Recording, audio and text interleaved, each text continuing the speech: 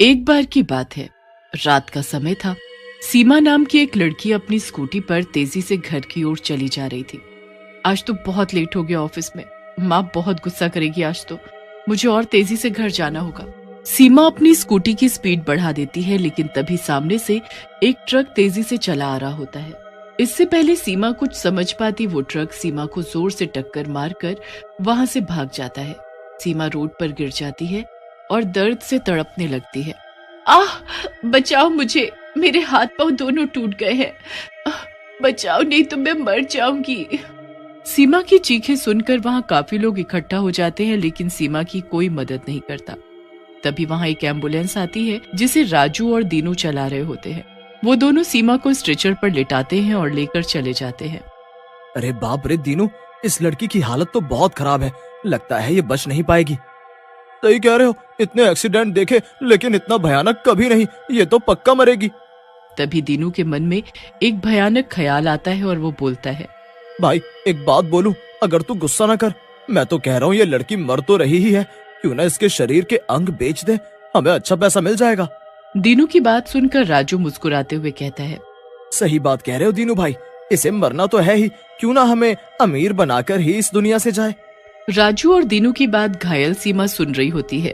सीमा उन दोनों से बोलती है, कितने दुष्ट हो तुम दोनों, मैं तुम्हारी शिकायत करूंगी, छोड़ूंगी नहीं तुम दोनों को। सीमा की बात सुनकर दीनू हंसते हुए बोलता है, मरने वाली है लेकिन अकड़ नहीं जा रही, किससे शिकायत करेगी, तू तो वैसे ही मरने वाली है। फिर रामू और दीनू सीमा को लेकर एक हॉस्पिटल जाते हैं। वहां अफरोज नाम का एक डॉक्टर बैठा होता है। उन दोनों को देखकर अफरोज बहुत खुश होता है। आओ मेरे जोकरों, क्या लाए हो, इस बार किसके अंग निकालने हैं? डॉक्टर साहब आप भी बहुत मजाकी, आओ इस बार का माल देखो, इसका एक एक अंग आपके काम का है, बहुत पैसा मिलेगा हमें। फिर अफरोज सीमा को बेहोश होने का इंजेक्शन लगा देता है और सीमा को ऑपरेशन करके उसके शरीर के अंग निकाल लेता है। सीमा मर जाती है। ऑपरेशन के बाद अफरोज रामू और दीनू को पैसे देते हुए कहता है, वाह दीनू और रामू, इस बार तो तुम सचमुच बहुत बढ़िया बॉडी लाए हो, इसके सारे अंग बढ़िया हैं, इनका अच्छा पैसा मिलेगा बाजार में, लो तुम भी इस बार ज्यादा पैसे लो। आपकी इस बात पर तो हमें प्यार आता है डॉक्टर साहब, बेईमानी का काम भी ईमानदारी से। हाँ। फिर दीनू और रामू सीमा की लाश को उठाते हैं और जंगल की ओर निकल पड़ते हैं ताकि उसकी लाश को ठिकाने लगा सके। वो जा ही रहे होते हैं कि तभी गाड़ी एक सुनसान जगह पर जाकर बंद हो जाती है। अरे ये एम्बुलेंस चलते चलते बंद कैसे हो गई? तभी गाड़ी की भी सारी लाइट्स बंद हो जाती हैं और दीनू को लगता है जैसे कोई उसका हाथ जोर से पकड़ रहा हो। दीनू डर के मारे जोर से चिल्लाता है, बचाओ बचाओ, कोई मेरा हाथ काट रहा है, बचाओ। तभी वहाँ लाइट आ जाती है। राजू गुस्से में दीनू से बोलता है, क्यों चिल्ला रहे हो दीनू, किसी को पता चल गया तो वो हमें जिंदा नहीं छोड़ेगा। मैं सही कह रहा हूँ राजू, कोई मेरा हाथ काट रहा है। अच्छा मेरे चमन, अगर कोई हाथ काट रहा है तो निशान भी होगा ना हाथ पर, लाओ दिखाओ कहाँ है निशान। निशान तो नहीं है, लेकिन कोई ना कोई काट रहा था मुझे। फिर दीनू और राजू सीमा की लाश को एक जंगल में फेंक कर चले जाते हैं। दीनू और राजू इतने पैसे मिलने से बहुत खुश होते हैं और जी भर कर अय्याशी करते हैं। वो एक बार में जाते हैं और नाचने लगते हैं। मजा आ गया दीनू भाई, इस बार के सामान में पैसे अच्छे मिल गए। सही कह रहे हो, उस लड़की के अंगों का अच्छा पैसा मिल गया हमें। राजू और दीनू नाच रहे होते हैं कि तभी दीनू को वही सीमा लड़की दिखती है। पहले तो वो उसे नजरों का धोखा समझकर कुछ नहीं बोलता। तभी दीनू को जोर से थप्पड़ लगता है और वो गिर जाता। मत मारो मुझे माफ कर दो, मत मारो। दीनू की हालत देखकर बार में बैठे और लोग भी हंसने लगते हैं। राजू दीनू को वहां से लेकर उसके घर की तरफ भाग जाता है। दीनू तुम कुछ दिन आराम कर लो, लगता है काम करके थक गए हो, नहीं तो एक दिन पागल हो जाओगे। फिर राजू दीनू को घर में सुलाकर वहां से चला जाता है।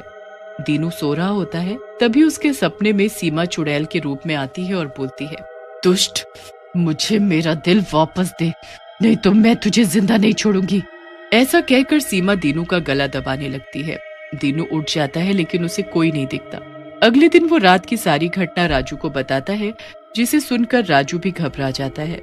दीनू तेरी बातें सुनकर तो मुझे भी डर लग रहा है, हमें डॉक्टर अफरोज से इस बारे में बात करनी चाहिए और सीमा के दिल को ढूंढना होगा। फिर राजू और दीनू डॉक्टर अफरोज से मिलने के लिए उसके हॉस्पिटल जाते हैं, लेकिन अफरोज के हॉस्पिटल के सामने बहुत भीड़ लगी होती है। अरे ये हॉस्पिटल के सामने इतनी भीड़ कैसी? क्या हुआ हॉस्पिटल में? कहीं अफरोज पकड़ा तो नहीं गया? राजू शुभ शुभ बोल, वो पकड़ा गया तो हम भी मरेंगे उसके साथ। पुलिस वाले बहुत मारते हैं भाई।